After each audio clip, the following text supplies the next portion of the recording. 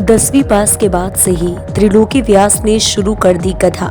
त्रिलोकी व्यास ने बताया कि मैं अभी तक 5000 कथा बोल चुका हूँ। बातचीत के दौरान बताया कि 10वीं की पढ़ाई के बाद से ही भगवान की कथा शुरू कर दी। देख रहे हैं केपीपी न्यूज के साथ मैं शत्रुघ्न कुमार यादव। आज मौजूद हूँ बरदेश्वर हनुमान मंदिर के बॉर्डर पे। यूपी बिहार का बॉर्डर है, जहाँ बरदेश्वर हनुमान मंदिर के प्रांगण में यहाँ 5 दिवसीय 36वें वर्ष ज्ञान महायज्ञ का आयोजन का आज समापन हुआ है, जहाँ पे अमवा धाम से चल के आए त्रिलोकी व्यास जी यहाँ मौजूद हैं। आइए इनसे जुड़ते हैं और जानते हैं इन्होंने कथा का शुरुआत कैसे किया और यहाँ पे कथा इनको कैसा लगा। स्वागत है महाराज जी आपका। यहाँ कथा हमको बहुत अच्छा लगा है और यहाँ के लोगों को जो प्यार मिला है वो सराहनीय है। 5 दिवसीय कथा जब लगातार आप यहाँ पे बोल रहे थे तो कैसा महसूस हो रहा था आपको? हमें तो बहुत अच्छा लग रहा था।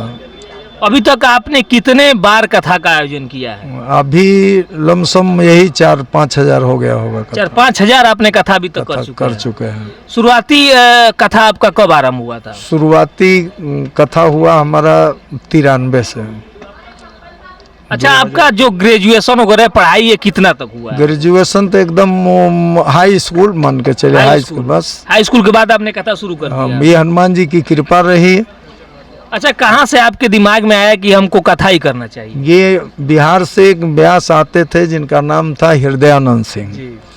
अब वो हमारे वहाँ कथा करने आते थे और उन्हीं की कथा सुनकर मेरे जी में प्रेरणा हुई और मैंने शुरुआत किया। अच्छा, जब पहले बचपना उम्र होता है तो आदमी पढ़ाई करता है तो सोच होता है मैं पुलिस में जाऊं या सरकारी नौकरी पाऊं, तो आपको ऐसा कभी माइंड में नहीं होता था कि मैं इस दूसरे लाइन में, कि उसी समय आपको भी माइंड में ऐसा हुआ कि हमको कथावाचक ही बनना है? इसमें सही कहानी तो ये हुई कि एक मेरे गांव का एक लड़का था और वो हमको ले गया जन्माष्टमी में प्रसाद खिलाने के लिए। तो वहाँ जो गायक लोग थे तो वो हमको रिझा रहे थे कि क्या करने आए हैं, यहाँ प्रसाद पाने आए हैं। और अब हम कन्हैया जी को देख रहे थे और वही मन में आया कि क्या भगवान कृष्ण हम भी ऐसे गाते हैं। और अगले वर्ष वहाँ हम लीडर बन के गए गाने के। अच्छा। ये जगह से हुई, ये असली जीवनी है। अच्छा, तो कथा जब आप मंच पे विराजमान होते हैं, जब कथा बोलते हैं तो तमाम पब्लिक सामने होती है। अभी तो आप बता रहे 4-5 हजार आपने कथा बोल दिया है, तो ये सब तो डर दिमाग से निकल ही जाता है।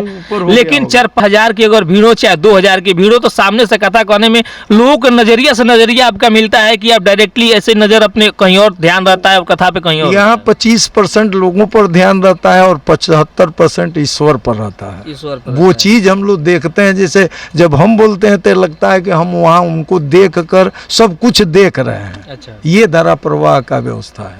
अच्छा, जब आपने कथा आरंभ कर दिया है, पहले आप जैसे आपका टारगेट रहा है तो कथा में आप आ गए, अब कैसा फील आपको लगता है कि हमको कथा में आकर बहुत अच्छा किए कि गलत किए? अच्छा तो लगता है कि बढ़िया किए, लेकिन अब हिंदू धर्म की संस्कृति देखकर ये लगता है कि मतलब कुछ लोगों द्वारा अब जैसे इसमें एक पैसा कमाने की जो नसीहत बढ़ गई है हर विद्वानों के लिए, ये अच्छा नहीं लगता है। अच्छा, हम दर्शकों से भी बताना चाहते हैं कि आप कहाँ से बिलोंग करते हैं, मतलब आपका घर स्थान कहाँ है? मेरा घर है रामकोला से 5 किलोमीटर पहले, अमवा धाम, कसिया से 14 किलोमीटर उत्तर और रामकोला से 5 किलोमीटर दक्षिण।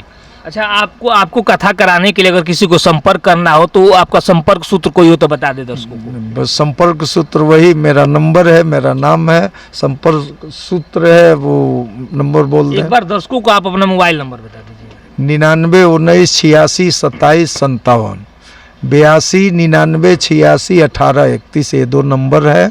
ये दोनों से कभी भी आपसे जब भी हम बिना काल के। अच्छा, तो एक चीज और दर्शक जानने के लिए व्याकुल होंगे हमारे केपीपी न्यूज के चैनल के माध्यम से कि आपका जो कथा का जो चार्ज होता है कितना होता है? मैं अपने कथा का चार्ज नहीं लगाता हूँ। जो सहपाठी लोग हैं, कोई भी कहीं से आए, पहले उन्हीं की बात होती है। भाई सब लोग तो संत होंगे नहीं, और मेरा रहता है कि बस आप जो आपके इच्छा अनुसार है वो। नहीं, अभी कोई आपको कहे कि हम 5000 ही रुपया देंगे, हमारे यहाँ कथा करने चलना, तो क्या आप जाएंगे? हाँ, अगर सजिंदा का बजट बन जाता है तो हम जाएंगे।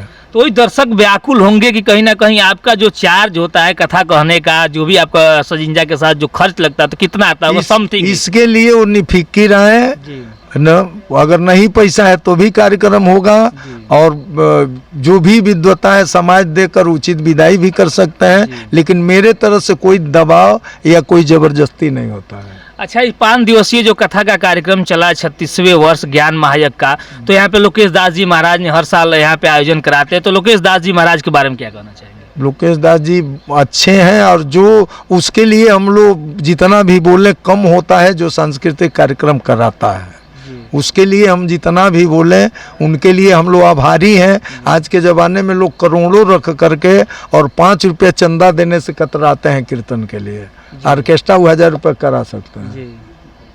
तो बिल्कुल आप इस तरह देख रहे थे, हम बात कर रहे थे त्रिलोकी व्यास जी महाराज, जो कस्या से भी बता रहे थे, यहाँ से बिलोंग करते हैं। इनसे सीधे मैं जुड़ रहा था और इनसे पूरी जानकारी लिया हूँ। जब भी आपको संपर्क करना हो तो इनका संपर्क सूत्र अपने मुख विधान से इन्होंने बताया भी है। तो सीधे आप देख रहे हैं केपीबी न्यूज़ के साथ मैं शत्रुघ्न कुमार यादव, नमस्कार।